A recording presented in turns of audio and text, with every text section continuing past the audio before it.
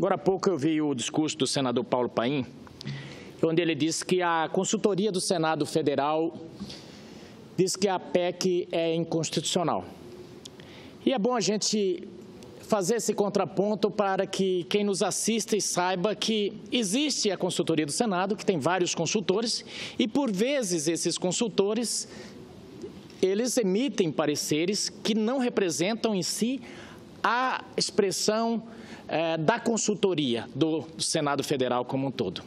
Existem, inclusive, consultores que são notadamente ligados a facções políticas ou a partidos políticos e que têm, em determinados momentos, emitido seus pareceres de acordo com esse caldo político, de acordo com isso. Ele disse que o consultor Ronaldo Jorge Araújo emitiu um parecer contrário à PEC.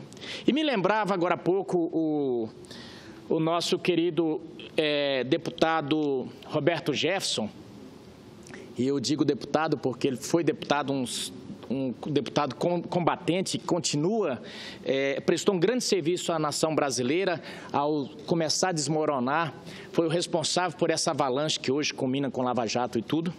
E ele me lembrava que durante o impeachment, o senhor Jorge, ele gritava ali no plenário, no Salão Verde, dizendo: fascistas não passarão.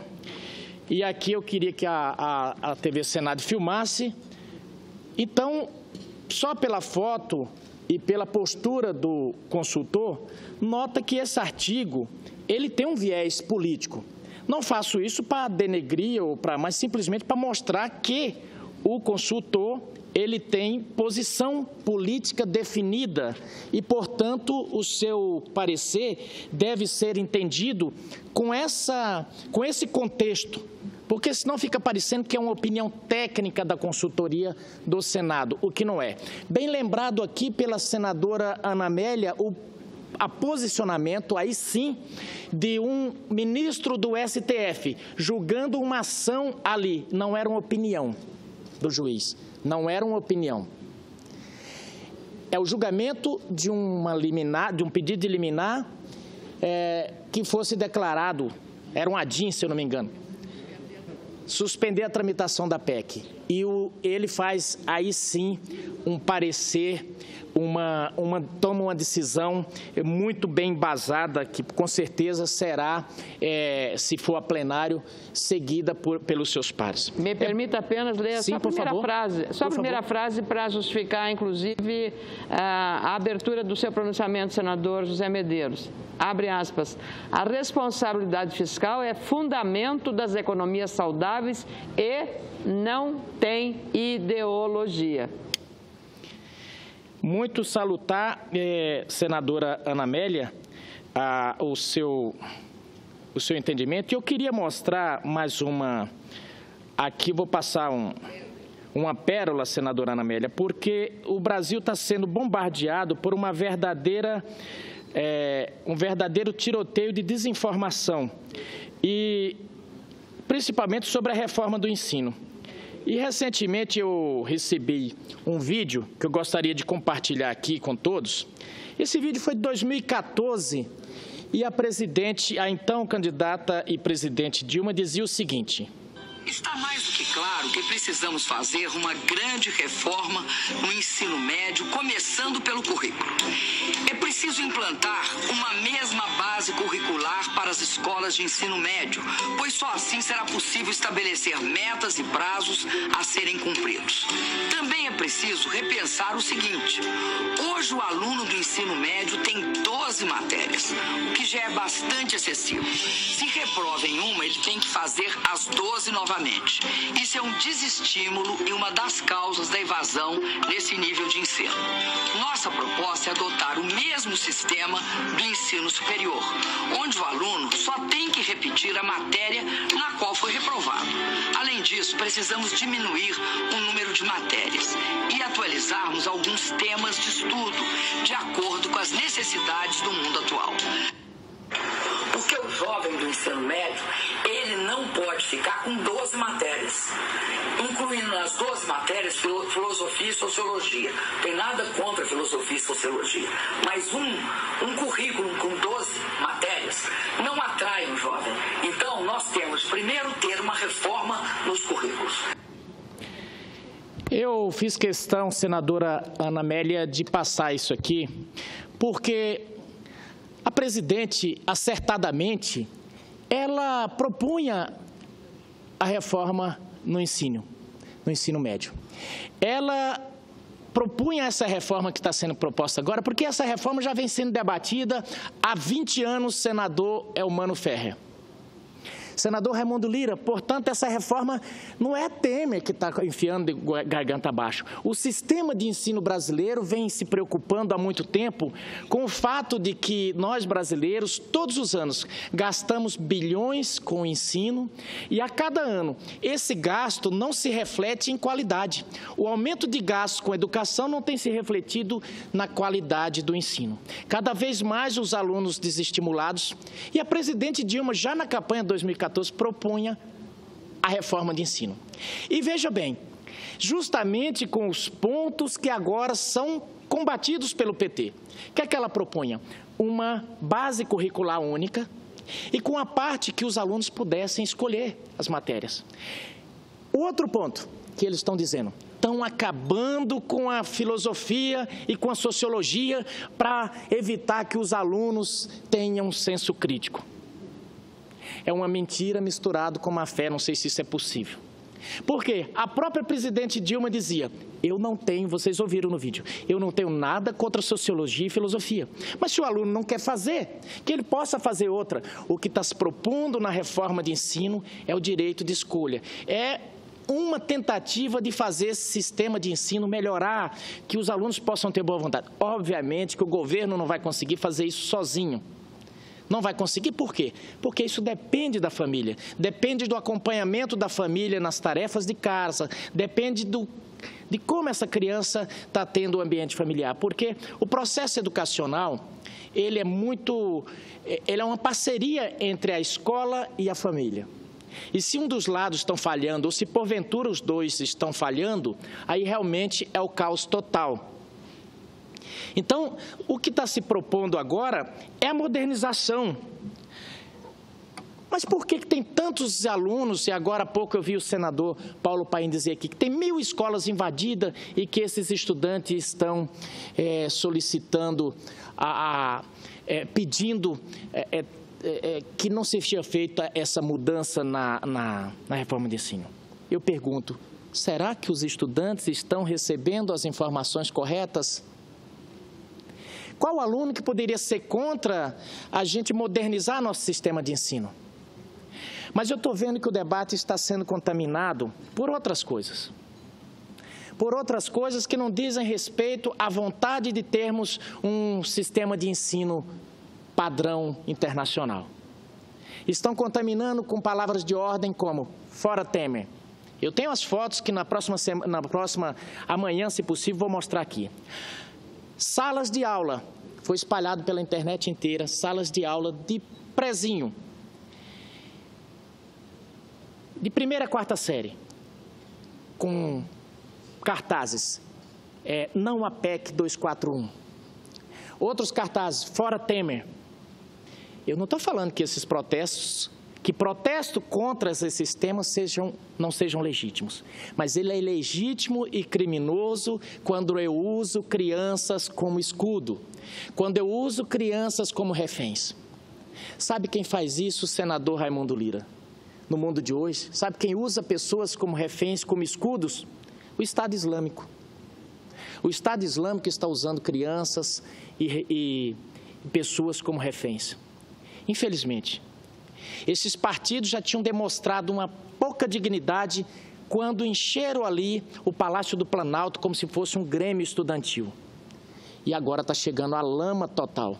Estão chegando ao fundo do poço. Eu tenho sido muito criticado no meu estado, principalmente por uma ala que tem expedido notas, inclusive, me chamando de reacionário. É bom entender, e eu entro no debate, não tenho medo da palavra reacionário, mas eu devolvo E desafio, olhem no dicionário o que é ser reacionário. E vejam se certos partidos não estão indo pela cartilha reacionária.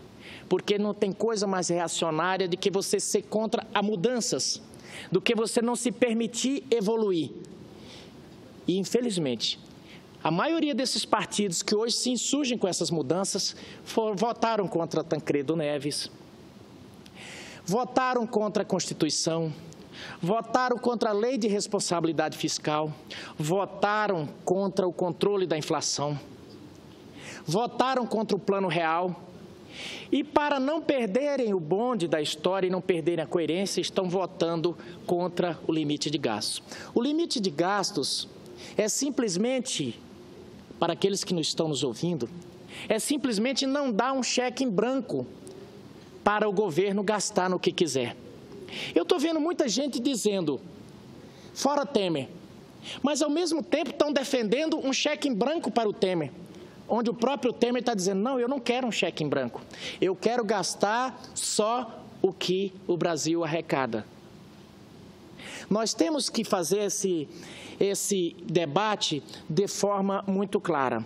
Nós temos dinheiro para gastar 2 bilhões para construir outro Mané Garrincha? Nós temos dinheiro para construir esse monte de estádios e, ao mesmo tempo, termos uma saúde digna? Essas perguntas nós temos que fazer.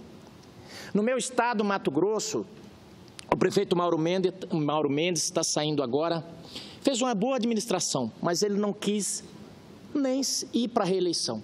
As pesquisas mostravam que, se ele fosse para a reeleição, ganharia, mas ele não foi. E boa parte dos prefeitos no Brasil não foram para a reeleição, sabe por quê? Porque os municípios estão quebrados, os municípios estão falidos. E sabe por quê? No meu estado, por exemplo, o governo do estado, o governo passado, optou por drenar todas as finanças do estado, sabe para quê? Para fazer a Copa. Eu gosto de futebol, gente. Talvez tenha gente que goste mais de futebol do que eu, mas eu gosto muito de futebol. Aliás, estou torcendo por um milagre para que o Flamengo possa ganhar esse campeonato. Mas o que ocorre? Era justo que o povo do Mato Grosso, de todos os municípios, pagassem por uma Copa onde apenas o estádio e um VLT fosse beneficiado. Gastaram mais de 1 bilhão no estádio. E a saúde está arrebentada. As pessoas estão morrendo. Não está tendo dinheiro nem para pagar a folha dos funcionários. E, ao mesmo tempo, Cuiabá, senador Raimundo Lira, Vossa Excelência, que é um empresário, sabe muito bem, dinheiro não dá em pé de árvore. A cidade de Cuiabá está cortada, de Várzea Grande, que é a cidade vizinha, até o centro de Cuiabá, pelos trilhos de um VLT que eu não sei se um dia chegará, porque ele era para custar um tanto, já gastaram 2 tanto e não tem dinheiro para terminar. Então, como ser contra uma proposta de emenda constitucional que vai limitar gastos e que vai obrigar os governantes a fazer escolhas? Porque ele vai ver, se eu gastar aqui com esse VLT, eu não vou ter como gastar com a saúde. Se eu gastar com estádio, eu não vou ter como gastar com educação. Então, são essas escolhas que os governantes vão ser obrigados a fazerem. Então, vão no discurso fácil. Existe um ditado que diz, para problemas complexos, sempre aparece alguém com a solução fácil, simples e errada. E o que estão propondo é justamente isso. Olha, estão cortando, e agora há pouco eu vi o senador dizer na tribuna, estão cortando do trabalhador, estão arrebentando a classe pobre, mas os bancos nunca ganharam tanto. É verdade, é verdade. Os bancos, senador Elmano Ferrer, os bancos ganharam 254 bilhões no governo do presidente Lula. Ganharam 115 só no primeiro ano, só no primeiro mandato da presidente Dilma. Os bancos nunca ganharam tanto. Nunca ganharam tanto. Agora, os bancos trabalham para ganhar dinheiro, é verdade. E quando as pessoas se endividam, quando os governos se endividam e não têm dinheiro, vão buscar onde? Nos bancos. E banco não é instituição de caridade, eles cobram e cobram caro. Por isso, meu velho pai, Biró, que talvez esteja me assistindo nesse momento, analfabeto que era. Desde que me entendo por gente, ele tinha implantado uma PEC 241 lá em casa. Lá em casa tinha uma PEC 55 e por toda a vida teve. Não se gastava lá em casa além do que recebia no mês. Lá em casa, a senadora Ana Amélia tinha uma PEC que não permitia, a gente não dava lucro para os bancos, porque meu pai morria de medo de banco. Obviamente que pagamos caro também por isso, mas a grande verdade é que nós precisamos ter uma responsabilidade, precisamos mudar, e por isso eu lhe concedo uma parte, senadora Ana Amélia, que sempre acrescenta com brilhantismo as falas aqui com seus apartes. Senadora José Medeiros, eu até saí da presidência com a gentileza do senador Eumano Ferrer, o próximo orador é o senador Raimundo Lira, exatamente para fazer uma parte, cumprimentá-lo por ter trazido a lembrança, recuperando a memória dos brasileiros e brasileiras, daquilo que pregou em 2014 na campanha eleitoral a ex-presidente Dilma Rousseff, a grande líder do Partido dos Trabalhadores. E trazer à memória com as palavras da própria ex-presidente em relação à reforma do ensino médio foi extraordinariamente oportuno, senador. Na verdade, eu ouvia as palavras dela e colocava na boca do ministro Mendonça Filho, ministro da Educação, que diz a mesma coisa. Um jovem não pode ter no segundo grau, no ensino médio, 13 matérias, não vai aprender nenhuma. Concentre-se naquelas que são essenciais, português, matemática, e depois faça as escolhas para profissionalizar ou para a área que ele vai seguir, medicina, ou engenharia, ou arquitetura, ou qualquer outra área, ou direito. E, então, Vossa Excelência, eu queria agradecê-lo, porque poderia ter, como jornalista, ex-jornalista que fui, ter trazido essa prova, né? Essa prova, é o documento, é o testemunho. E aí, para reafirmar novamente aquilo que trata da incoerência. Nós temos que ser coerentes com as nossas posições sempre ao longo da vida. E como nós, às vezes, reconhecemos que estávamos equivocados, nós dizemos, eu errei, eu agora penso diferente. É um ato de humildade, porque errar é humano. Perseguir no erro que é uma demonstração de ignorância ou de incoerência. Então, essa memória de ter trazido, quer dizer, hoje, como é que pode justificar o partido que está na oposição dizer que é contra a reforma do ensino médio? Ouvindo as palavras da então candidata à presidência da República, defendendo exatamente a mesma coisa. E aí a pregação que a gente ouve aqui, aquela velha teoria daquele homem da comunicação do regime nazista que era, repete uma mentira tantas e tantas vezes que ela acaba se transformando numa verdade. É essa técnica de carimbar, carimbar, carimbar, a PEC da morte. É a PEC do futuro, é a PEC da salvação, é a PEC da vida. E aí, não, essa PEC vai prejudicar a saúde e a educação. Exatamente os dois setores que lá em 88, da Constituição que não foi assinada pelo partido que deixou o poder, a PEC de 88 deu exatamente à educação e à saúde um tratamento diferenciado, que não poderia se mexer, está na Constituição. E o governo passado respeitou o que dizia a Constituição em relação à necessidade de aporte de recursos orçamentários em educação e saúde? Respeitou? Para ter moral agora para criticar a 241? Não, não respeitou. Não queria nem a lei de responsabilidade fiscal, que foi uma primeira arrumação das contas. Se as contas públicas de estados e municípios hoje já estão dessa forma, imagine sem a lei de responsabilidade fiscal. Imagine. Então, senador Medeiros, é bom a gente refrescar a memória da oposição, que sobe à tribuna dia sim, dia também, para aquele mantra, repete, não, é a PEC que é contra a educação, é contra, os meninos não sabem o que trata a medida provisória. Discutir mais um assunto que há 20 anos está aqui andando no Senado Federal, ou na Câmara Federal, e a PEC do gasto, do limite do gasto, é como disse o ministro Roberto Barroso no despacho, negando a petição das oposições, PT, PCdoB, PSOL, dizendo que ajuste fiscal, responsabilidade fiscal não tem ideologia. É uma questão matemática, não dá para gastar mais do que você recebe. Simples assim. Qualquer dona de casa cuja família receba 2 salários mínimos sabe fazer essa conta.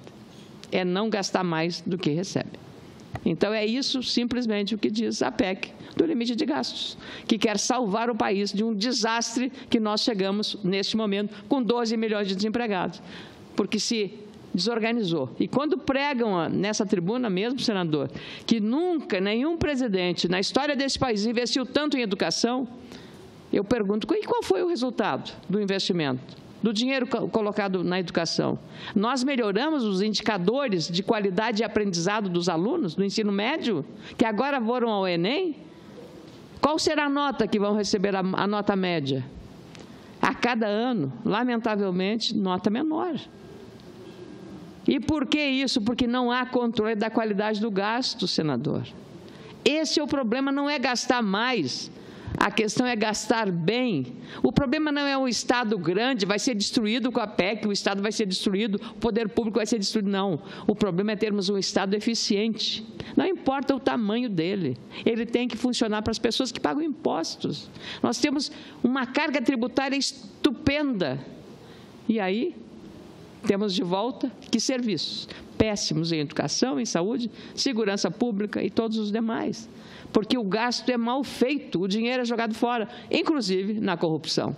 Então, menos, né, senador Medeiros, vamos dizer para eles, menos. Vamos lá colocar a carroça na frente dos bois, não. Vamos colocar a carroça como tem que andar.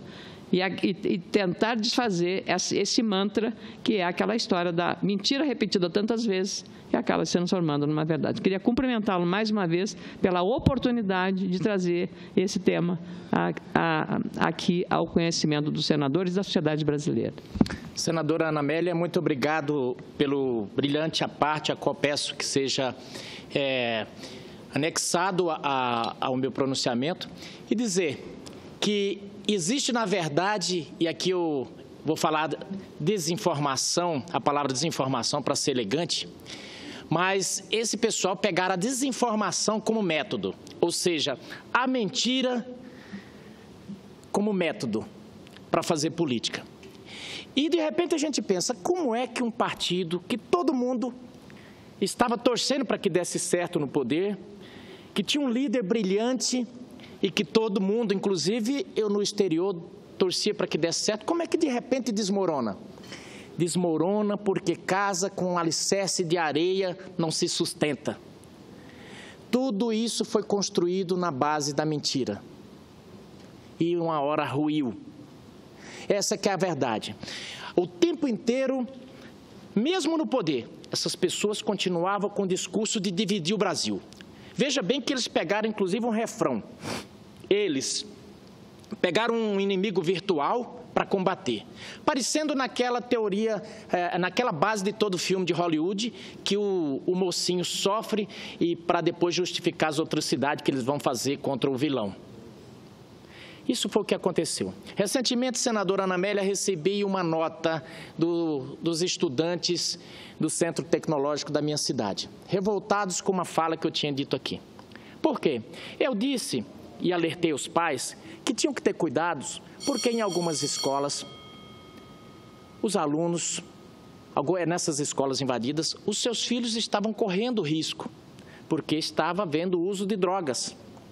O que aconteceu? Veio uma senadora aqui e torceu tudo que eu disse, dizendo que eu tinha falado que os estudantes, e aliás eu separo muito bem estudantes, para mim tem diferença, invasão de ocupação. Ocupação é quando a sala de aula está ocupada por quem quer estudar. Invasão é quando fazem aquela quebradeira toda. Então, quando eu alertei aqui, aí recebi uma nota dizendo que eu estava chamando os estudantes de maconheiros e tudo mais. Na verdade, eu disse que tinha pessoas usando drogas porque foi a polícia quem disse. Respeito os estudantes e conclamo para que possam se informar a respeito das medidas de ensino, porque nossa educação não vai boa, não vai bem. Nós precisamos de um outro ritmo. E é por isso que eu digo, respeito e tenho o maior respeito pelos estudantes. Já fui estudante, já fui professor. Agora, não respeito quem manipula estudante. Não respeito o professor que coloca alunos de segunda série, senador Elmano Ferri, para fazer política partidária. Isso não, isso é para ser feito aqui, é para ser feito nos partidos políticos. Dentro da sala de aula, as crianças estão lá para serem educadas, para aprender, não para fazerem política partidária. No tempo certo, eles terão oportunidade. Aliás, me lembra aqui, Vitor Hugo, que diziam, jovens, por favor, se afastem da política ou envelheçam rapidamente. Aí vocês mexam. Por quê? A política, ela precisa de muita maturidade para se tratar. Quando você começa a colocar coisas, políticas partidárias nas cabeças das criancinhas, nós corremos o risco de criar um exército de fundamentalista, tipo fazem lá no Oriente, onde coloca as madastras, aquelas chamadas centros de doutrinação política, eles colocam as crianças para serem doutrinadas. E o que acaba acontecendo? Surgindo esses exércitos paralelos aí, tipo Estado Islâmico. Então, essa é a nossa preocupação de dizer, precisamos fazer, precisamos debater. Eu vejo aqui direto pedindo debate, mas esse debate precisa ter, senador Raimundo Lira, a verdade como pano de fundo, a verdade como alicerce. Eu sei que é difícil a gente combater quando você está lutando esgrima e o oponente vem com um pedaço de pau, tijolada, ou seja, ou quando você está lutando simplesmente uma luta, o outro vem no UFC, no vale tudo. A política não vale tudo. A política é uma nobre arte. E talvez esse desânimo dos eleitores, esse enxovalhamento da classe política se dê justamente por uma falta de um debate no nível de nosso saudoso e patrono aqui, que fica aqui a estátua acima, a Rui Barbosa. Eu queria que, se possível, a TV Senado filmasse, porque aqui nós temos, talvez não dê altura para a câmera, mas para os que estão nos assistindo, nós temos Rui Barbosa aqui, que foi o patrono da boa política, de uma política de alto nível, e essa casa está aqui para fazer um debate de alto nível. E eu tenho por mim que tem hora que o Rui Barbosa não coloca a mão no rosto ali, fazendo dessa forma, porque a estátua não tem braço. Mas eu concedo uma parte com muita satisfação ao senador Raimundo Lira. Senador José Medeiros,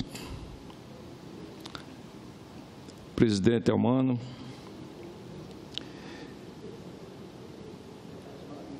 o Japão, ele já entrou o século XX, ou seja, iniciou o primeiro dia de 1900 com toda a sua população alfabetizada.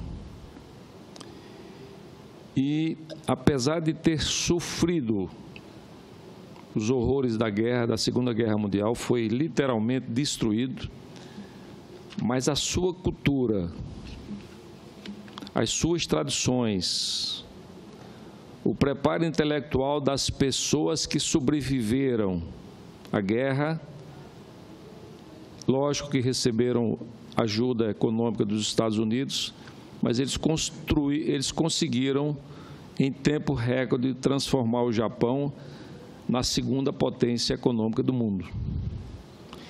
Isso mostra claramente, indubitavelmente, de que só a educação desenvolve o país. Nenhum país consegue se desenvolver sem ser através da educação de qualidade, porque a educação de qualidade traz a pesquisa, a ciência, a tecnologia, o registro de patentes de novas descobertas e de novos produtos. E esse ensino de qualidade, ele respalda a produção industrial com alto valor agregado. Ou seja, a produção industrial onde contenha mão de obra de alta qualificação, com ciência, com pesquisa, com tecnologia e com patentes. Então, esse binômio educação de qualidade e exportação de produtos com alto valor agregado é exatamente esse binômio que faz com que o país se desenvolva e atinja, num determinado número de anos, o clube dos países chamado totalmente desenvolvidos. E nós já sabemos, e nós já conhecemos, já sofremos na própria pele o que é um país subdesenvolvido. Um país subdesenvolvido é um país onde funciona com muita intensidade o patriotismo, funciona com intensidade a violência, a injustiça social, né? E, enfim, todas essas mazelas que os países subdesenvolvidos trazem no seu bojo e que muitas vezes são defendidas por grupos políticos. Nós já verificamos isso muito no continente latino-americano, com grupos políticos que trabalham exatamente para que o país possa permanecer no subdesenvolvimento, porque existe também uma teoria política e econômica que somente a independência econômica das pessoas, a independência econômica das famílias é que dá em decorrência de tudo isso a independência política das pessoas e das famílias. E um país politicamente independente a partir das pessoas e das famílias é um país mais preparado, para fazer as suas escolhas, né? As escolhas são mais acertadas, são mais qualificadas, e é isso que faz com que os países desenvolvidos permaneçam desenvolvidos e se desenvolvam cada vez mais. Então, quando Vossa Excelência defende com muita determinação a reforma educacional, né, de uma forma objetiva, de uma forma consistente, de uma forma madura, esse é o caminho que nós temos para, no futuro, talvez para os netos dos nossos netos, talvez não para os nossos netos, mas talvez para os filhos dos nossos netos, possam gozar e viver num país com mais estabilidade econômica, com mais estabilidade social, com mais segurança. Então, eu me congratulo com Vossa Excelência, no momento que Vossa Excelência faz todas essas considerações e mostra qual o caminho que o país deve seguir. Muito obrigado, senador.